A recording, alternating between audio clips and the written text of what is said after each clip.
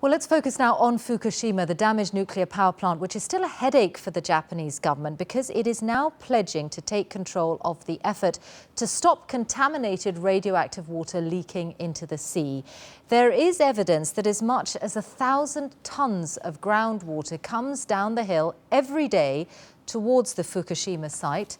Contaminated water is then said to fill the basement of the plant, and a local government official says up to 300 tons of it a day may be breaching an underground barrier and then pouring into the sea. So how much of a risk does this pose? Live in Washington now is nuclear engineer Arjun Makhijani, who's the president of the Institute for Energy and Environmental Research. And in Paris is Jacques Repussard, who's Director General of the French agency tasked with nuclear safety.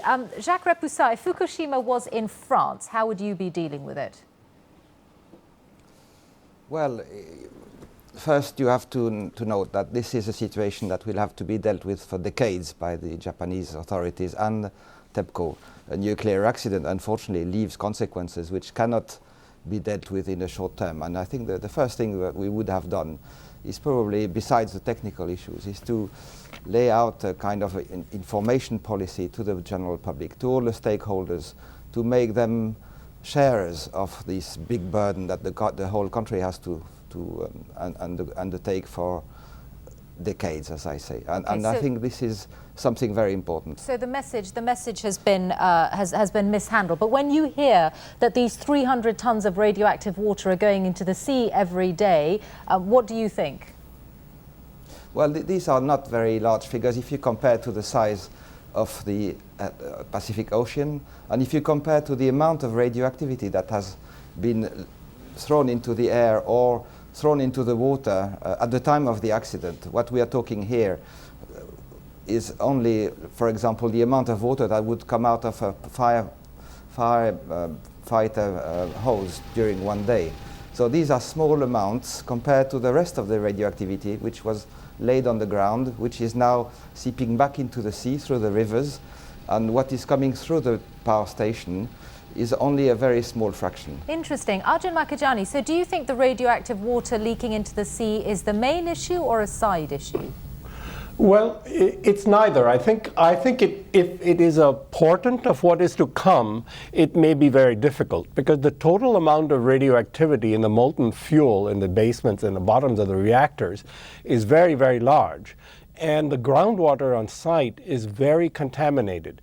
The strontium-90 levels recently revealed 900,000 becquerels per liter are very high.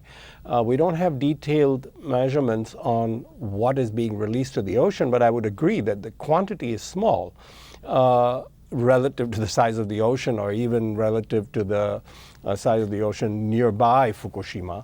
But the problem is that the water is not being contained. So the problem could be aggravated because there's a lot of water. There's 400,000 tons of contaminated water stored on site. There's 700 tons of contaminated water that has to be treated every day.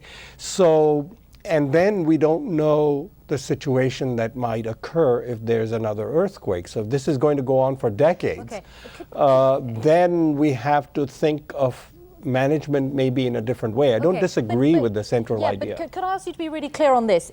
There is contaminated water at the Fukushima site, at least that much seems clear. Is it better, Arjun Makhijani, for it to flow into the sea or to be contained where it is?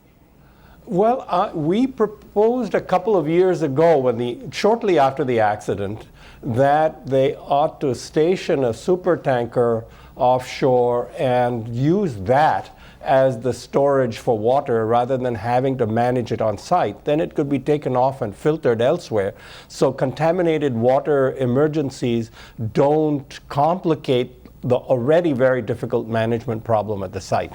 But the proposal was rejected. Okay, well, let me ask Jacques Repussard to what he thinks of that supertanker idea.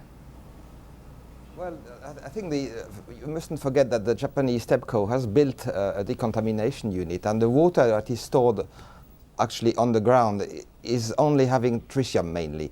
The rest of the other radionuclides like cesium, like strontium, are being removed and are going into radioactive sludge, which is a much lesser volume. And the water with tritium, the only way is to negotiate with the stakeholders a release into the sea. There is no other way. And it is realistic to do that. And what, in fact, one should never forget, but this is not very often explained, is that there is two things. One is the amount of radioactivity.